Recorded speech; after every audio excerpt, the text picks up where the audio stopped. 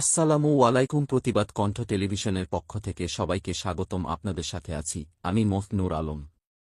দিনাজপুরের বোচাগঞ্জে মাদক ও দেহ ব্যবসার রমরমা বাণিজ্য, জড়িতদের বিরুদ্ধে ব্যবস্থা দাবি। দিনাজপুর বোচাগঞ্জ উপজেলার ১ নং ইউপি নাফানগর বড় সুলতানপুর গুচ্ছ গ্রাম এলাকায় দিন দিন মাদক ও দেহ ব্যবসা বৃদ্ধি পাচ্ছে। জানা গেছে, কিছু অসাধু লোক প্রশাসনের চোখ ফাঁকি দিয়ে অবাধে মাদক এবং দেহ ব্যবসা পরিচালনা করছে। এর ফলে এলাকার যুব সমাজ ধ্বংসের পথে যাচ্ছে। এলাকাবাসী জানায়, নাফানগর বড় সুলতানপুর গুচ্ছ গ্রাম এলাকায় ইয়াবা, গাঁজা, ফেনসিডিল, হেরোইন সহ বিভিন্ন ধরনের মাদকদ্রব্য কেনা বেচা হচ্ছে। পাশাপাশি কিছু নির্দিষ্ট স্থানে গোপনে দেহ ব্যবসা চালানো হচ্ছে। প্রশাসন মাঝে মাঝে অভিযান চালালেও এর তেমন কোন সুফল মিলছে না।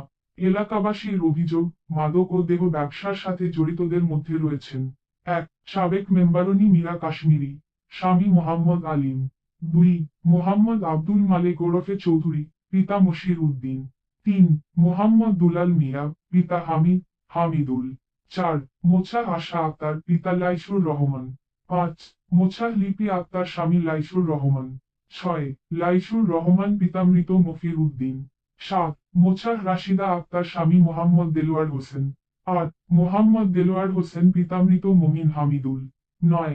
নয়ন মিয়া, পিতা লাইসুর রহমান। ১০. সাত্তার মেম্বার, পিতা অজ্ঞাত।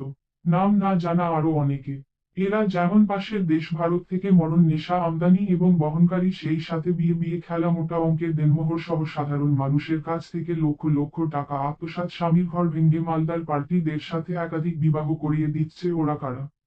স্থানীয়দের দাবি, এই চক্র দীর্ঘদিন ধরে প্রভাবশালীদের ছত্রছায়া থেকে মাদক ও দেহ ব্যবসা চালিয়ে যাচ্ছে। ফলে এলাকার যুব সমাজ ও পরিবারগুলো নানাভাবে ক্ষতিগ্রস্ত হচ্ছে। মাদকের পাশাপাশি দেহ ব্যবসার কারণে এলাকায় চুরি, ডাকাতি, ছিনতাই সহ নানা অপরাধমূলক কর্মকাণ্ডও বেড়েই চলেছে। স্থানীয় সচেতন মহল ও এলাকাবাসী প্রশাসনের প্রতি আহ্বান জানিয়েছেন, মাদক ও দেহ ব্যবসায়ীদের বিরুদ্ধে দ্রুত কঠোর ব্যবস্থা গ্রহণ করা হোক, যাতে যুব সমাজ মাদকের কবল এবং এসব অবৈধ কর্মকাণ্ড থেকে রক্ষা পায় এবং এলাকায় শান্তি ফিরে আসে। মাধ্যমে